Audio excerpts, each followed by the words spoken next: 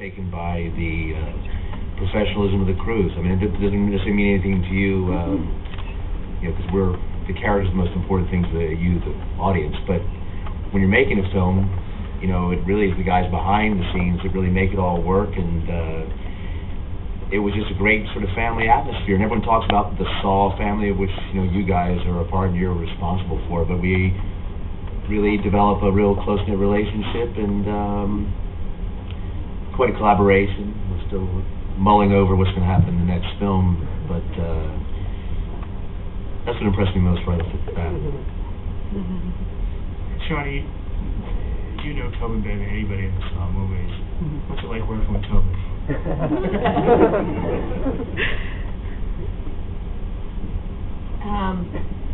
Well, it's been the highlight of my professional acting career. Because acting is like a game of tennis. You play as well as the person you're playing with. And I've never played with anyone so thoroughly dedicated and smart and handsome. Did I say that? Well, this is awkward.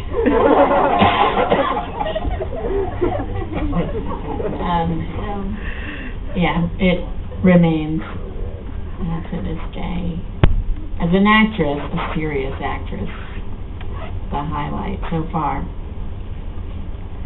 And that's a long time. It's like 31 years now, I think, I'm a serious actress. Hey, Tobin, I never asked you this question, but after you finished filming SAW at Laser Studios in Los Angeles, what did you think when you walked out the set that day? Where did you think this movie was going to go? Did you have any feeling about SAW when you finished it? Did you think it was going straight to DVD?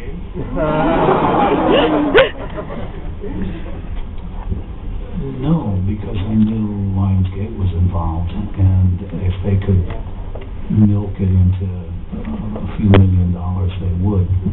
And from what I could see on the set, the 7-minute short that the two Australian guys came with and sold the film to the producers, it was clear in that 7-minute short that James Wan could realize his ideas for the film. And on the set you could see that was happening. So I thought it would get a theatrical release, but of course nobody had any idea that it would make the kind of success or the splash that it made or has continued to make. So I didn't expect that, and we were working in a very small studio at a very fast-paced 12-hour day for 18 days. And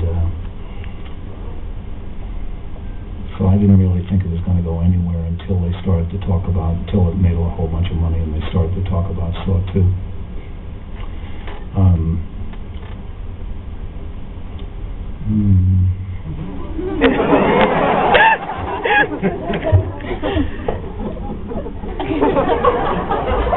And you can quote him on that. Costas, how did you keep it quiet for so long? As you know, Costas had that small role. He was the guy on the aftermath of the Troy the Trainman scene. He came on the scene. You knew you were going to have a little larger role, right? There were inklings, people were talking, but you don't believe Hollywood producers, right? But they came through. And I basically wasn't allowed to say anything for 3, 4, or 5. And that's why I've kept it a secret. I mean, the secret's out now, and I have the best teacher in the world, and people, facing their demise, and I'm included in it, so I'm happy. I think I'm still alive. All right, Kevin, so you're going to make SAW 6. You've edited the first 5 movies. Do you feel any pressure? These movies make themselves. Derek's proven that. I guess we won't be needing you. I'm going to quote you on that, Kevin. Somewhere around on day 14. These movies make themselves. It's a union requirement. Director, you can't fire me. But, you know, seriously, what does, you know, we get this question a lot, what does an editor do? Nothing, not much. Well, Orders in. well, I take all the footage that was shot and, you know, try and push it together into a film. And on different projects, that can mean different things. In the case of Saw, one, because we shot such a small number of days and a small number of takes, we wound up taking out my still camera so we could get some exterior shots. We use that white truck is mine. We trucks that came from all different parts of my life wound up in James's apartment, getting shot with still cameras and video cameras and getting funneled into the movie and all sorts of stuff. But it mainly involves going through the footage over and over again until you know every frame of it, and then figuring out how the story should be told now that it's shot. Let's open up to anybody have any questions? The question goes out to Costas. You have to pick me first, huh? What do you have to say to the fans that are kind of skeptical about you taking on Jigsaw's footsteps? You know, whoever's skeptical should be, because there is only one, right? But he's going to be with me, I'm pretty sure, so have no fear. It'll just get better. I might kill some skeptics on the way. Now take that. Who's got the next? Who wants to? This goes to Shawnee or Tobin or whoever knows the answer. If you could tell us, did Amanda know about Kaufman before the letter?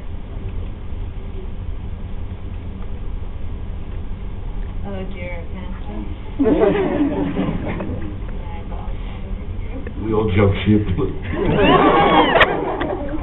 One of the nice things about the Saw films is that there are all of these questions.